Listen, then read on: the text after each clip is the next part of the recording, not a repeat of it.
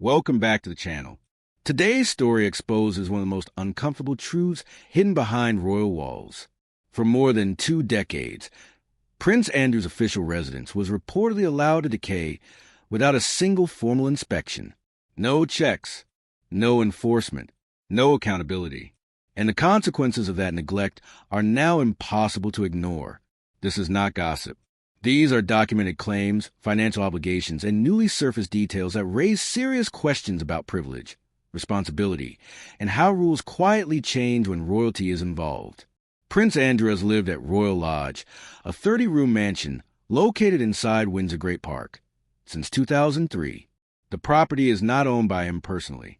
It belongs to the Crown Estate and was leased to Andrew under a 75-year agreement. In exchange for the lease, he committed to maintaining the property at his own expense. That commitment, on paper, was very clear. Royal Lodge is a historic home.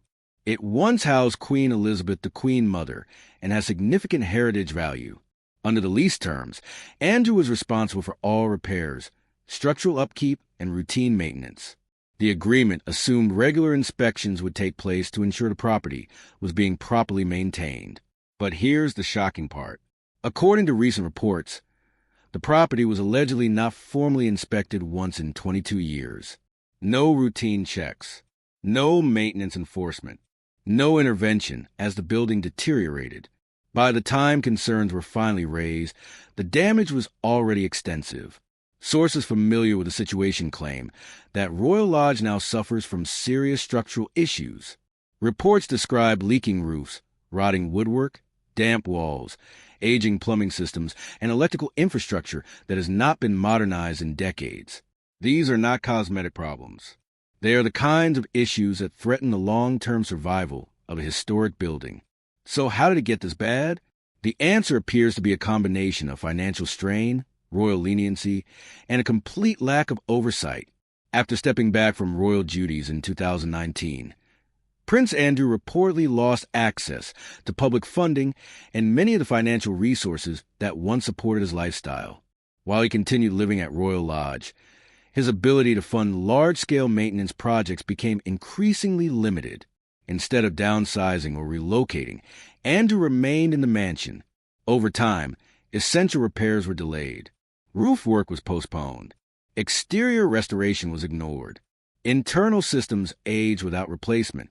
And still, no inspection took place. This is where the situation becomes deeply uncomfortable for the royal institution. Any private tenant leasing a Crown Estate property would be subject to regular inspections. Failure to maintain the property could result in penalties or eviction. Yet for more than 2 decades, none of that appears to have happened here. Critics argue that Prince Andrew benefited from an unspoken exemption, one that allowed the property to quietly fall into disrepair without consequence. Eventually, the situation could no longer be ignored. Insiders now claim that restoring Royal Lodge to acceptable condition could cost several millions of pounds. Estimates vary, but heritage specialists suggest the bill could easily reach 8 figures if full structural restoration is required. That creates a major problem. Under the lease agreement, those costs fall on Prince Andrew, not the Crown Estate. But given his reduced income, questions have emerged about whether he can realistically afford the repairs. This has reportedly led to pressure behind the scenes for Andrew to vacate the property. In recent months, multiple reports have suggested that King Charles is pushing for Andrew to leave Royal Lodge and relocate to a smaller residence, such as Frogmore Cottage. The logic is simple. A smaller property is cheaper to maintain, easier to inspect, and less controversial. But Andrew has reportedly resisted. Sources claim he believes Royal Lodge is his long-term home and that he is entitled to remain there under the lease. However, the condition of the property may ultimately override that position. Legal experts note that if a tenant fails to maintain a leased property and allows it to deteriorate significantly, the landlord may have grounds to intervene or terminate the agreement. And that brings us back to the inspections, or the lack of them. How did a Crown Estate property go uninspected for 22 years?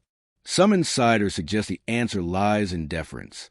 Staff may have been reluctant to challenge a senior royal. Others believe inspections were deliberately avoided to prevent uncomfortable findings. Either way, the result was the same, a historic mansion quietly decayed behind closed gates. Public reaction has been swift and unforgiving. Many taxpayers are questioning why strict standards apply to ordinary citizens, while royal properties escape scrutiny. Heritage advocates are particularly concerned, warning that prolonged neglect can cause irreversible damage to historic buildings. There is also growing concern about precedent. If one royal tenant can avoid inspections for decades, what does that say about the management of other Crown Estate properties? And who ultimately pays when neglect reaches the point of crisis? The situation has become especially sensitive under King Charles, who has long positioned himself as a defender of heritage, sustainability, and responsible stewardship. Allowing a royal residence to decay directly contradicts that image. That may explain why pressure appears to be increasing behind the scenes. Recent reports suggest that officials are now conducting long overdue assessments of Royal Lodge. These inspections are expected to determine whether the property can realistically be restored without extraordinary expense. If the findings confirm extensive neglect, Andrew's position could become untenable. This is no longer just about one house. It is about accountability inside the monarchy, about whether royal privilege can still override basic responsibility, and about whether the institution is willing to enforce rules evenly, even when it's uncomfortable. For more than 2 decades, Royal Lodge existed in a kind of inspection vacuum. That silence allowed damage to accumulate quietly. Now the cost, financial and reputational, is coming due. What happens next will likely set a powerful precedent. Either the system continues to bend for one individual, or the monarchy draws a firm line and enforces the same standards it expects from everyone else. The era of looking away appears to be over.